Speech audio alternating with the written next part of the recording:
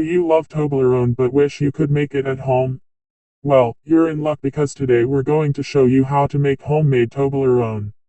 Cut to a shot of a mixing bowl and the ingredients being added.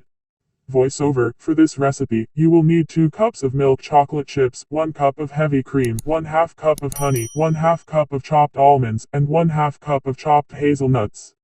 Show the mixing bowl being placed over a pot of boiling water, a double boiler set up. Voiceover: begin by melting the chocolate chips in a double boiler. Once the chocolate is melted, add the heavy cream and honey, and stir until well combined. Cut to a shot of the chopped almonds and hazelnuts being added to the mixture. Voiceover: next, add the chopped almonds and hazelnuts to the chocolate mixture and stir until everything is well combined. Cut to a shot of a triangle-shaped mold being lined with parchment paper. Voiceover: now it's time to pour the mixture into a triangle-shaped mold. Make sure to line the mold with parchment paper to make it easier to remove the Toblerone once it's set. Show the mold being placed in the refrigerator to chill and set. Voiceover: place the mold in the refrigerator for at least 2 hours or until the Toblerone is completely set.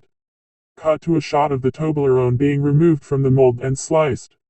Voiceover: once the Toblerone is set, remove it from the mold and slice it into triangular pieces. Show a plate of the homemade Toblerone and a hand picking up a piece to take a bite. Voiceover: and there you have it, homemade Toblerone that's just as delicious as the